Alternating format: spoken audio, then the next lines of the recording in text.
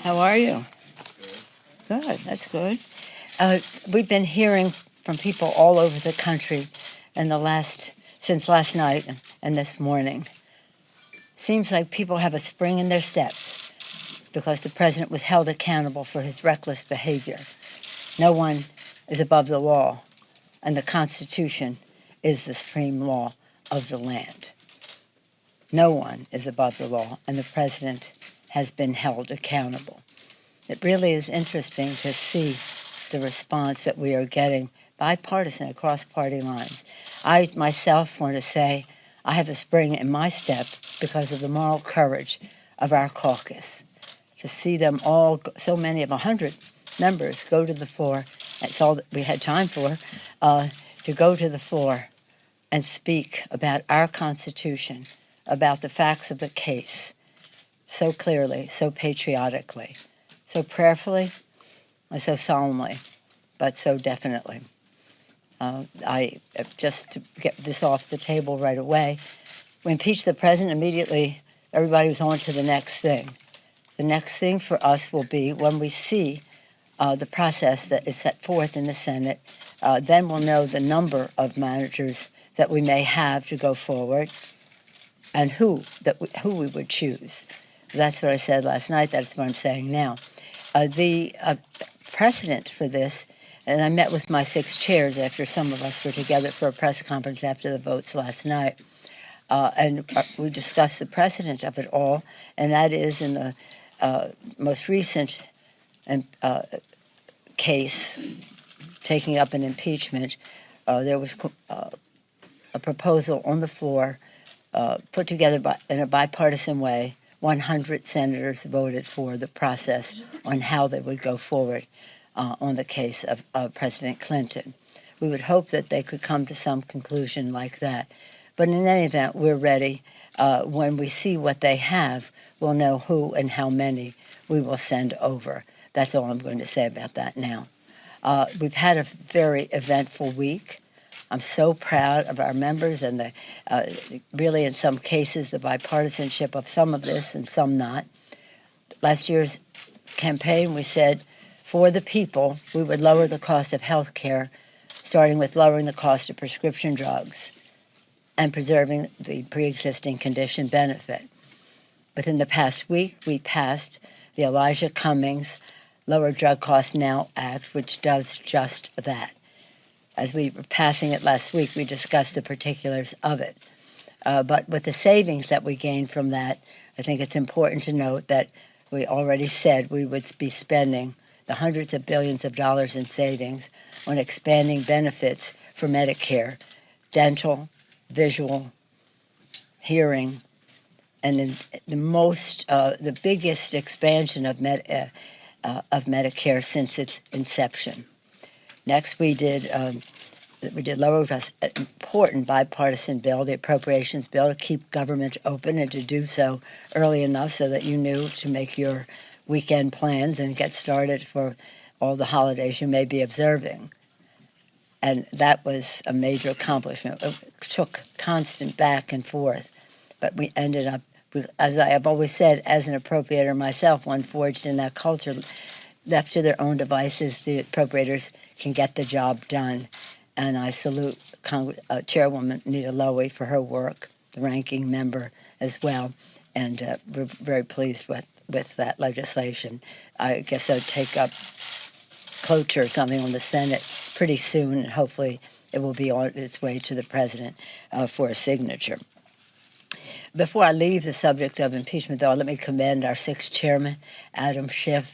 You met Adam Schiff, Jerry Nadler, Chair of Judiciary, so proud of him, Maxine Waters, Financial Services, Richie Neal, Ways and Means Committee, Elliot Engel, the Foreign Affairs Committee, and also a very important committee chaired now by Carolyn Maloney, the Gov Reform Committee. I said last night and I say today, while he isn't with us today physically here, Elijah Cummings is with us in spirit. The foundation he helped lay for justice is with us. And he said, when we're dancing with the angels, what will we know about what we did to keep the Constitution intact? when he said that, it was very prescient. Little did we know that by the time we passed the impeachment resolution, well, the articles of impeachment, that he would be dancing with the angels. Right now, as we speak, they're debating on the floor the U.S., Mexico, Canada trade agreement. I hear my colleagues on the floor last night saying, well, if we weren't doing this, we could do Mexico. Well, we are doing Mexico. And the discussion that took some time to convince the administration and the other countries was that we weren't going forward until we had the strongest possible enforcement of the trade agreement, and also manifested in the legislation that we'll have on the floor today, the implementing legislation. As you've heard me say over and over again, this is about enforcement, the overarching issue. If you can enforce it, it doesn't matter what you put forth. And of the concerns that we had, one were workers' rights, the other pharmaceuticals, and the other the environment. And we made giant progress from, first of all, over the existing NAFTA for sure. But apart from that, big distance between what the administration was proposing to begin with in all of those areas and to where we ended up now going forward.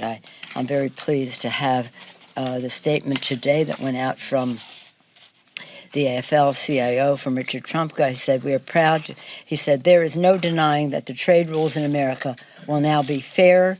Working people have created a new standard for future trade negotiations. I think it's a template for future trade agreements. Some of my members think, let's not give it that much. But we'll see how it goes in the implementation. That means everything. Then after that, today, we will do SALT. And that is going to be the state and local tax that the Republicans put on to punish blue states largely. It is paid for, this legislation, to repeal the SALT tax, and it will be paid for by increasing the rate on the wealthiest individuals in our country. When the president first proposed his tax scam, they were saying, we're never going to lower the individual rate. And then they did. And now we will raise it again to repeal SALT. So we're very proud of what we have done. As you know, the Republicans keep saying, well, we should be working. We've sent over 400 bills, 275 of them sitting on Mitch McConnell's desk. Well, 400, but 275 of those, at least, are bipartisan. The range of subjects is, well, you've heard me say it, but it bears repeating, I think.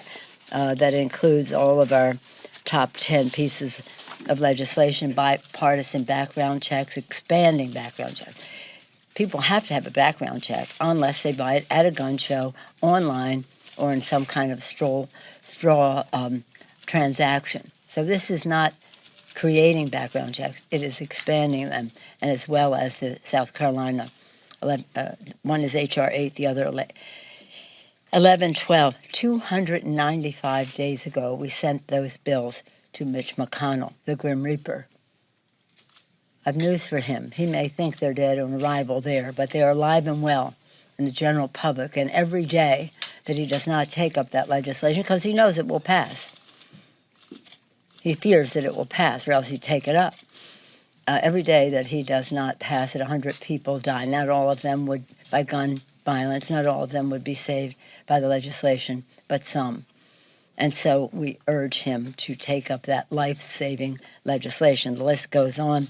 Paycheck fairness, equal pay for equal work, Violence Against Women Act, again, about women, the legislation to raise the minimum wage of the 30-some million, 32, 33 million people who will get a pay raise with the increase in the minimum wage.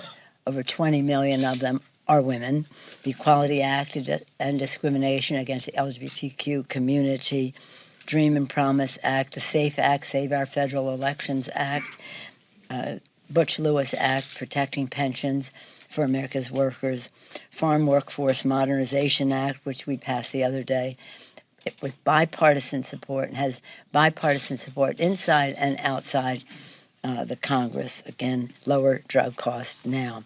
One other bill that we did pass that we had an enrollment ceremony, perhaps some of you came, was the Future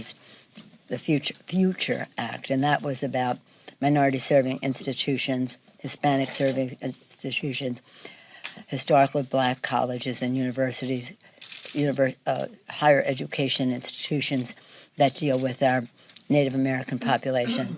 It's very important. We sent it. That did pass, and that is on its way to the president. So with that, I said to my members what I say to you guys all the time: the word recreate and recreate are the same words. They spelled the same, and they mean something the same. When you recreate, renew, rest up, be with your family, you are recreated to come back for the discussions and the debates ahead as we go into the future. And as we go into the future, again, we are inspired by our founders who said, "E pluribus unum," from anyone, no matter what our difference is, and they certainly had theirs. We always have to remember that we are one country. I have my speaker's pin on today, but many times I have on the flag pin, which said, "One country, one destiny." We have to think in those terms, and we look forward to doing that as we go forward. We still have a day here as we go forward. So I wish you happy holidays, and whatever you are celebrating. In our house, we celebrate them all. Christmas, Hanukkah, Kwanzaa, New Year's, whatever else. But I hope you have it. Now I'll have time for a few questions. Nancy? Do you run the risk as Do you run the risk, as some Republicans have said, of looking like you're playing games with impeachment if you hold on to these articles for too long? I said what I was going to say, Nancy. When we bring the bill, which is, just so you know, there's a bill made in order by the Rules Committee that we can call up at any time in order to send it over to the Senate and to have the provisions in there to pay for the impeachment. And then the next step, whatever you want to call it, the trial. That is where you put the managers. I was not prepared to put the managers in that bill yet because we don't know the arena that we are in. Frankly, I don't care what the Republicans say. Any other questions? Not on this subject. I've said this is it. I honored Nancy. Last night you suggested you need to see a fair process in the Senate. But we'd like to see a fair process, but we'll see what they have, and we'll be ready for whatever it is. Yes, Chad? Is that the requirement? You need to see a fair process before... We would hope there would be a fair process, just as we hope that they would honor the Constitution. By the way, I saw some of it, I didn't see it, but I heard some of what Mitch McConnell said today, and it reminded me that our founders, and when they wrote the Constitution, they suspected that there could be a rogue president. I don't think they suspected that we could have a rogue president and a rogue leader in the Senate at the same time. Yes, Chad? To that end, you have talked and criticized Senator McConnell today. Any other questions on any of this? Anybody want to talk about Mexico Free Trade Agreement? Anybody care about that? Jobs for the American people, progress in addressing globalism and the issues. Anybody want to talk about the SALT tax that we're passing today? Important issues that relate to the economic vitality of our communities. Any other questions? Because I'm not going to answer any more questions on this. Clearly, do you understand? When we see what their process is, we will know who and how many we want to send over. Not until then. I'm not going to go there anymore. Yes, sir. On USMCA, one expects the president will campaign how he got rid of the worst trade deal in history and made a better deal. Is that something you want to take credit for? Of course we'll take credit for it because what he proposed did not fill the bill of what he just described. But there are those, and some of you who care about substance, have in the past asked about whether we would pass that because it would have what we call collateral benefit to the president. I don't care about that. But we had an opportunity to do something very important for the American people, for America's workers, and we could not let him stand in the way of that because he would go out and take credit. So this isn't about him. It's about American workers. It's about being good neighbors in our hemisphere. And frankly, we weren't going to go down that path until the administration conceded on many of the provisions that they had in the original proposal, which were not acceptable and which were not, as you described, the president would describe it. Yes, sir. Have you had any conversations with Congressman Van Drew about maybe caucusing None. within the new year? Zero. Do you have any advice for them? No, I know, nothing. Zero. The president last- One more, that's it, yes. The president last night had some pretty harsh comments about your dear friend Debbie Dingell and her late husband. Wondering if you have any reaction. Let us pray. Let us pray for the president.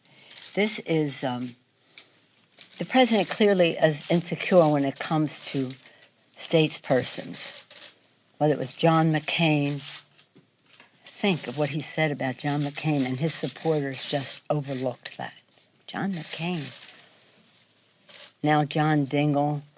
What the president misunderstands is that cruelty is not wit. Just because he gets a laugh for saying the cruel things that he says doesn't mean he's funny. It's not funny at all. It's very sad. Thank you all very much. Happy holidays to all of you.